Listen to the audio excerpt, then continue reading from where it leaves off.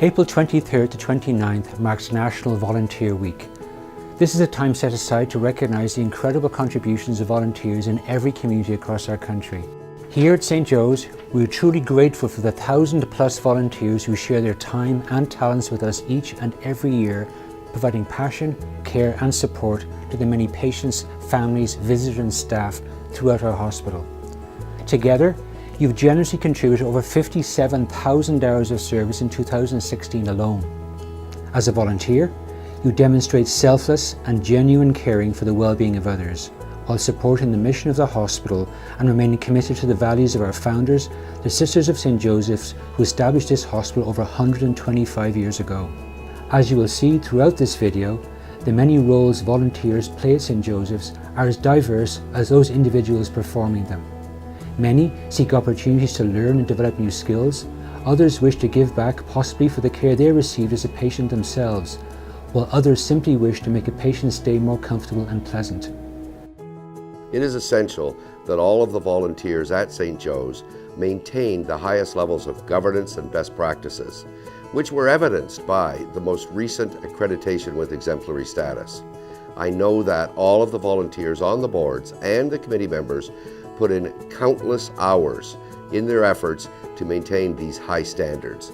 We must all be conscious of those we serve, the patients and the family members, as we continue the legacy of the Sisters of St. Joseph's. The volunteers I specifically work with are patient and family advisors. And these advisors have specific experience as a patient or a family member within our hospital or another institution. And they're really devoting their time to work with our staff and partner with our staff to improve our quality of our care here at St. Joe's and our services.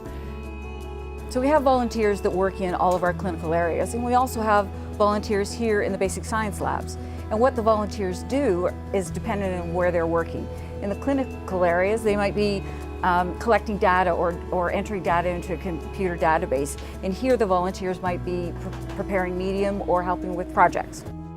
They fill a void for companionship for many of our lonely patients by sitting and chatting with them, taking them for a walk. They help to stimulate them and pass the time. Essentially, they provide care to our patients that our families would be providing if they could be here all day, every day. The Stay Well program is a physical maintenance program, so besides the physical tasks that our volunteers help us out with week in, week out, I can't emphasize enough the psychological and social impact that our volunteers have on the lives of patrons. The Twice as Nice clothing store is a service for our patients, and it's run entirely by volunteers.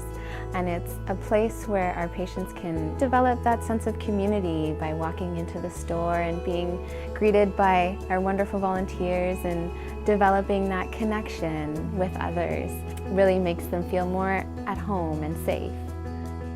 No matter your volunteer position, from the chair of the board to the newest student volunteer at the front line, you each play an important and integral role in our organisation. Happy National Volunteer Week.